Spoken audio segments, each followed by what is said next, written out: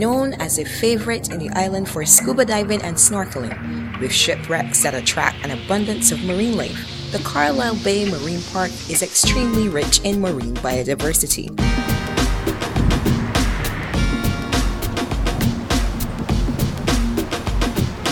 Home to over 350 different species of tropical fauna and flora, with organisms like the frogfish, which is rare in Barbados, and the seahorse, which is rare worldwide. These and different organisms live in the artificial reefs and the scattered patch reefs. The Coastal Zone Management Unit is seeking to have the park designated a marine protected area, in the same vein as the Folkestone Marine Reserve.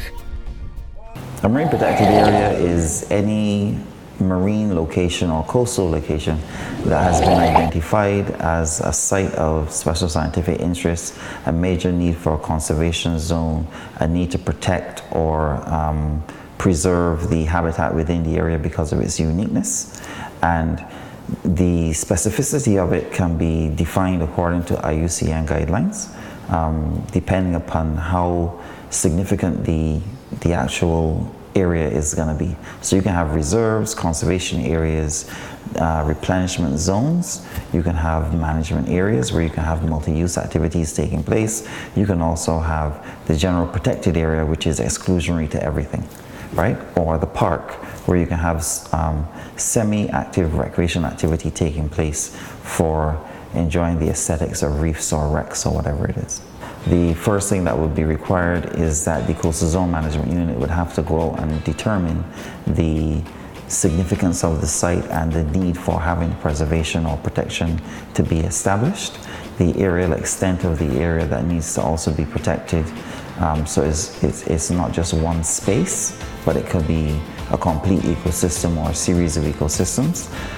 It could also be, if you have multi-use areas where you might be having, similar to Folkestone in terms of water sport activity, recreational activities, some research, the need to conserve specific zones. And then what you're then going to do is work in terms of managing those activities, including fishing, within the same space.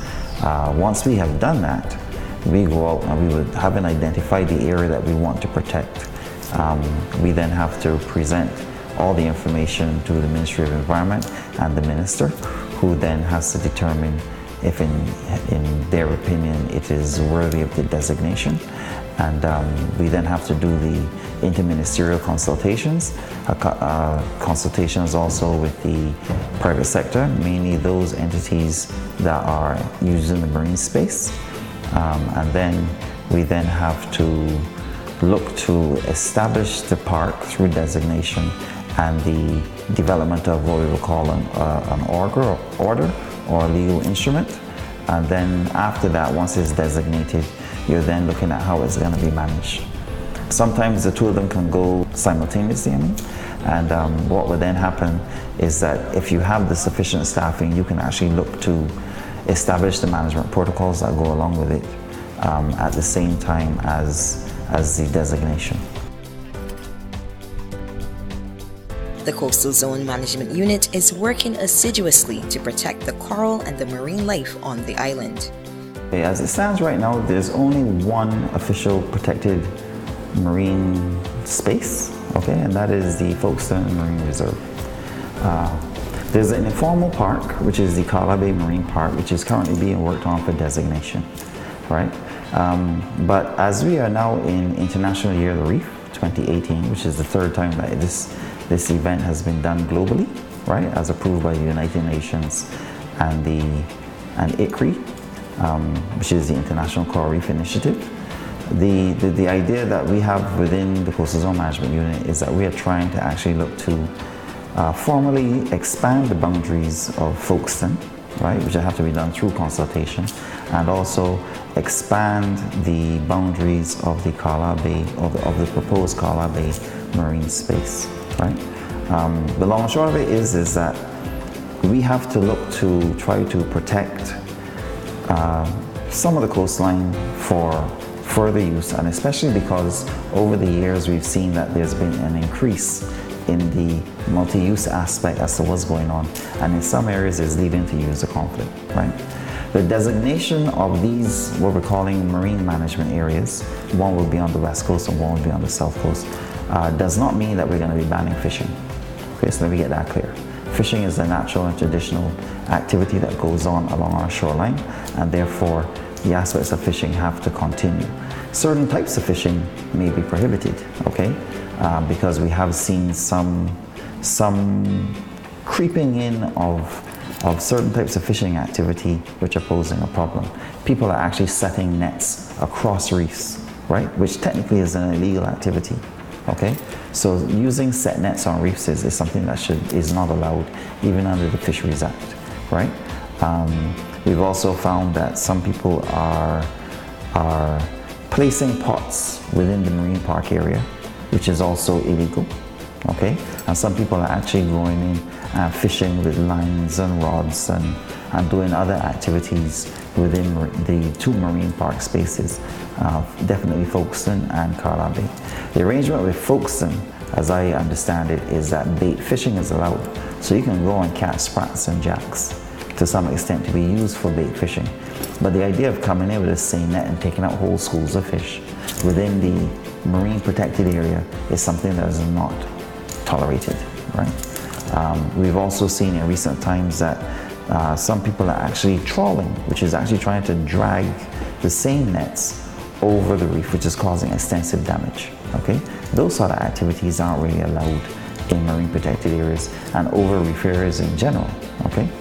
The use of traditional pots is accepted and approved anywhere else on the island itself. Fishermen would know, but just because you see there's a proliferation of fish in one area because it's a protected zone doesn't mean you have the right to go in and fish. The Coastal Zone Management Unit plans to expand the protected boundaries of Carlisle Bay. Carlisle Bay is unique to Barbados. There's no question about it. It is the most dive site on the island, okay? Everybody that learns to dive, once you've gone through your PADI testing and your open water testing, you then, being a novice diver, want to see things. And the first place you'll be taken to is Carlisle Bay. Right now there are 6 wrecks within the bay at different depths, which allows you as a novice diver to experience depths of diving depths from 30 feet right down to about 80 feet, right? And in doing that, it ensures then that you become comfortable and familiar as you do your different dives in the park, in the marine park. And at the same time, because they're so shallow and they have other attractions within the area as well, it also allows for activities such as snorkeling. At one point in time, we had scuba, which is where you have a compressor on the surface and you're like snorkeling, but you have the breathing apparatus as if you're diving, right? But it's still shallow water, so you don't have to worry about getting bent or anything like that. And it allows the opportunity even for glass bottom boat proprietors to take people on tours as well, and they can see what's going on. The uniqueness about it is that because it's in an all sandy bay, literally, and where the park is all sand, the clarity of the water makes it visually aesthetic from the surface. So sometimes even on a good day, if you're on a catamaran, you can see clearly to the bottom once there's no chop, all right? That's why everybody loves it. In addition to that, it's one of the few places where you can find a vast number of sea turtles, okay? You can also find unique species like porcelain frogfish. There's specific locations where you can only find seahorses. There are certain types of reef fish there that you don't find on other reefs easily. There are certain types of fish that have populated the wrecks themselves and they've zoned themselves almost like territorially into areas. So each experience is different. And every time you dive, you'll always see something different and unique to it. Carlisle Bay is different, it's unique, it's exquisite, it's beautiful. And those are some of the reasons why so many species of marine life are attracted to the area. The uniqueness of the area is what attracts the fish there. Some of them use it for spawning, okay, and actual development, and they spend their life there as well. And others just migrate on and off. So maybe on the odd occasion, you can find a barracuda, right? At certain times of the year, you can actually find manta rays within Carlisle Bay, the big black manta rays. If you remember Finding Nemo, the big ray that was always there, you can find those, and and sometimes you can also find spotted eel rays there at certain times of the year as well. So some fish are migratory and seasonal, right? Which adds to the uniqueness of the site. Carlisle Bay is home to another form of marine life, corals and the coral reefs. The importance of these fascinating organisms to the ecosystem should not be ignored. Corals are actually animals. They're composed of polyps that are within the colony. The polyps, they harbor these algal cells we call zooxanthellae, and they photosynthesize in order to nourish the corals. The polyps also have mouths, and these mouths can capture little organisms to feed the corals also. The corals, to the average person, might look like a rock. This is because they're sessile, they don't move, they can't move. And they lay down this hard skeleton, this hard rock-like skeleton. Reefs, on the other hand, coral reefs they're an ecosystem. They're home to fish and lobsters and mollusks and all kinds of creatures, sponges, etc. Corals live there as well, but they form the framework of the entire reef structure. So the reef is the ecosystem, the coral is the animal. Coral reefs are important for Barbados for a number of reasons. Firstly, as I mentioned previously, coral reefs are home to various organisms. A lot of these are important for food, your lobsters, your fish, your potfish, and so on. So it's very important for fisheries. That's one of the reasons. Another thing is for the beaches. Coral reefs are important for beach protection as well as production of sand.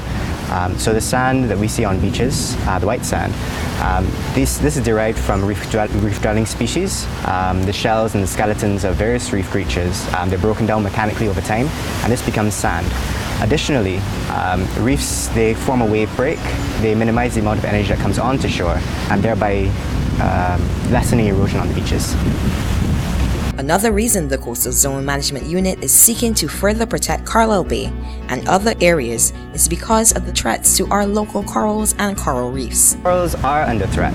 They're both local stresses such as water quality, sedimentation, physical damage, and overfishing, but they're also global stresses like ocean acidification and global warming. Now, global warming is a concern because when the water gets too hot, corals will expel the algae that I spoke of earlier that they need for nutrition.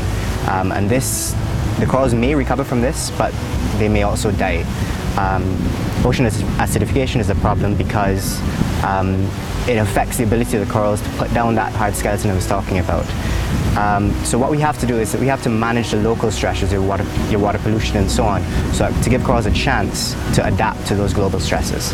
Major threats to the island's coral reefs are your water quality, your sedimentation, your physical damage, and your overfishing. The sedimentation happens when so the water gets, the particles in the water, you can see it sometimes, it will look very turbid, like grey or whitish.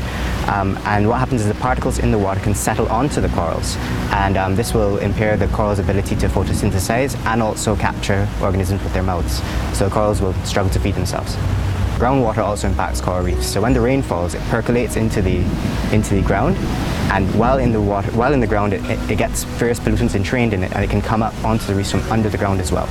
So it's not just the surface runoff, it's the groundwater as well. Marine-based activities would be like your fishing and so on, as well as physical damage. So people, sometimes when they go out to snorkel and dive and even just splash around the water, they may tread on reefs, physically break off pieces of reef. And corals, they grow very slowly, so this is very, very bad for the corals. To find out more about the work of the Coastal Zone Management Unit, more about marine life in Barbados and corals and our ecosystem, visit their reference library at their office at Warren's Tower 2, Warren's, St. Michael. You can also visit their website at www.coastal.gov.au.